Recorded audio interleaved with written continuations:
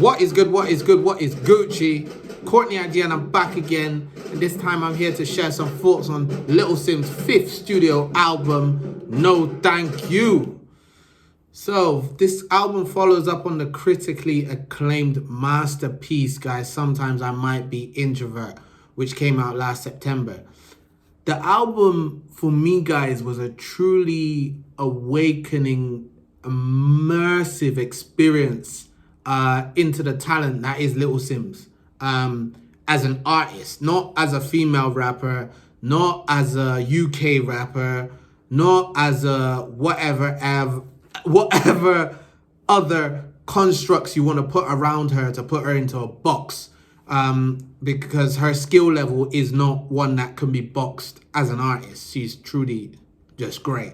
So yeah, the year 2021 was a year we were just coming out of lockdown and, you know, all of that COVID restrictions. And that album really felt like one which was freeing, which was like expressive, confident, but still in the same time vulnerable. It was the first body of work which I really sat down from Simz and absorbed it. And I really liked the topics that she touched on, from the industry to culture to family to relationships and more. I like how the sounds were like Nigerian, that like you really felt the culture, like you really feel it in that one. And then she also did some other non-rap sounds that she's always done. So yeah, man, without longing out the intro, let's get into this 10-track body of work, this album. I really feel like, based on the title, it's going to be loosely around boundaries. No Thank You kind of makes it seem like, you know, it's about boundaries and setting new ones, but I haven't read anything around it. I haven't listened to anything around it, so let's just get into it. So the album opens up with a really progressive sound of Angel, which sees Simz just talking about balance, not only from a mental standpoint, but also from the industry, in terms of how the industry is eating off of artists, eating off of the talents and not giving them back for what they deserve. You know what I mean? And, you know, for the due talents, you're just getting more money, but you're not giving the artists the money for what they've been doing. So it really gives you that feel of ownership, that boss energy, pushing against conformism, and just like selling out your soul for the money. You know what I mean? And Cleo Soul's vocals, again, just like cocoa butter for the eardrum, literally so smooth. And she shows up in other parts of this album.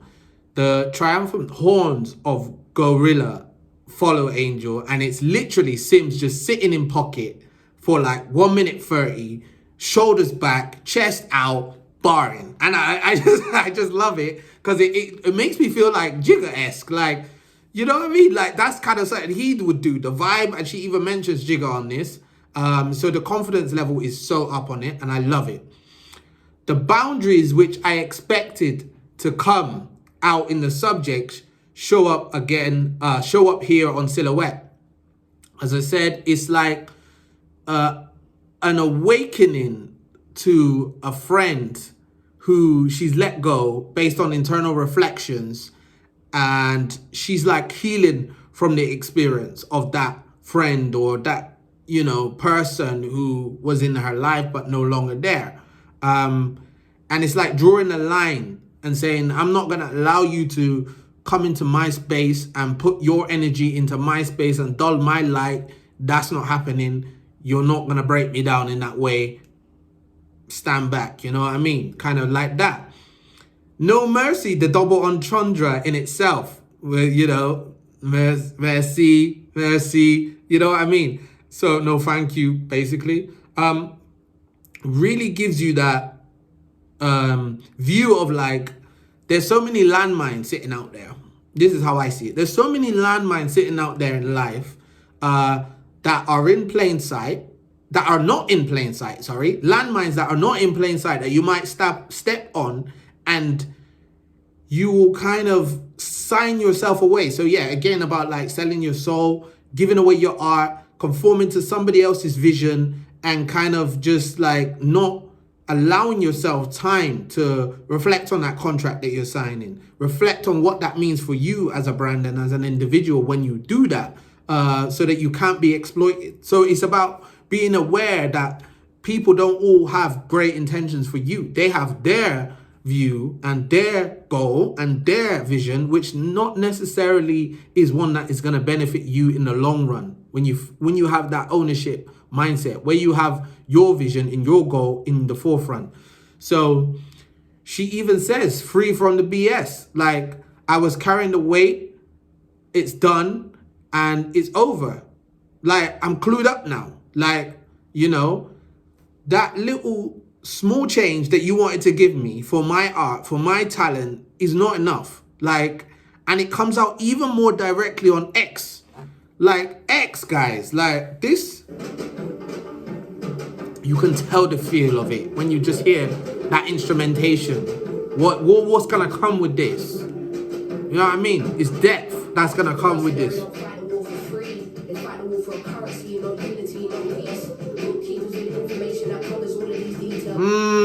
So you see what I mean? It's so cinematic.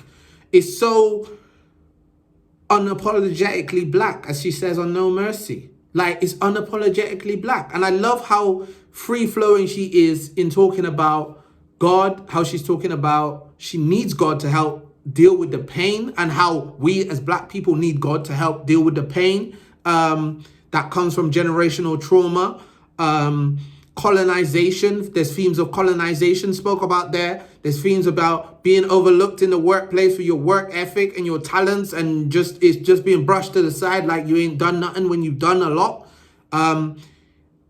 It's a song which I could very easily see fit on a movie like The Woman King or Black Panther, just for the themes that she's speaking on. Like, the themes just cut so deep. It's like, it's easily one of the most dense songs I've heard this year. There's no reason why you can overlook Simz and just say, oh yeah, as I said in the introduction, she's just a UK rapper or a female. No, none of those exist, because she is an exceptional artist and demonstrates it here by the awareness that she has, not only of the community, not only of past generations, not only of all of the struggles that come with what people perceive to be success. It's just, and it's intensified by the drum patterns. The drum patterns and it's just a lot. It's a lot, this song, man. It's so intense. The deep waters of emotion open up even more on Heart on Fire and Broken. Simz is literally showing you the side of success which people glamorize. They glamorize the CEOs. They glamorize all of the materialistic and monetary things, but they don't think about, the coping mechanisms that come with people who can't handle that stress that comes with that level of success and that level of visibility and that level of abundance. Taking drugs and, and then there's also an angle of the song where she dives into loneliness, insecurity, and instability, and offers up some upliftment, still coming back again to the black community and the stigmas that come with mental health and these kind of topics. So I really like how she always kind of circles it back to that self-awareness that is always there. It's always like, yeah, and I'm in this community and I'm a black woman. It's there. It's in your face. It's unapologetic. Like, I like that. The sharp screech sound of Sideways, like it kind of caught me off guard a little bit initially, but then it smooths out very, very quickly. It smooths out. And I like, again, here, as I just mentioned, Simz is assured, I'm a black woman. I'm protecting my space. I'm protecting my energy. I'm keeping close to people I want to keep close. It's nothing complex on Broken. It's clear as day. You can see it, and not see it, but you can hear it. And she wants you to clearly hear it, how she's awoken to her faith in God, and the direction that is coming with her life as a result of that. And that's how the album kind of closes out, in a vibe of like, I am aware of and acknowledge the imperfections, the light and the dark in life, But this is my outpouring of love and emotion and reflection of the journey that I have had with a loved one. And I like that. Um, a line which I picked up from this album, guys, which really sums it up for me. The feeling is hurt people hurt people. I get it, but don't play me. Taken from Angel. It captures the feeling of the album because it's like a double-edged sword and a revealing of lot. It's like it's cutting through BS of, you know, the things that we glamorize. It's cutting through the BS that you have to just go with what somebody else's dream is, somebody else's vision is, and you can't have nothing for yourself. And you got to lower yourself to them and just accept because they're whoever, that they have your best intentions. Not true, not accurate. So that is, it's like pulling back the curtains to say, acknowledge what's really going on. Wake up to what's really going on. Because I've woken up. Now wake up with me, or you know what I mean? So yeah, that's the other flip side. So it's not, it's kind of saying wake up, but it's like I've woken up.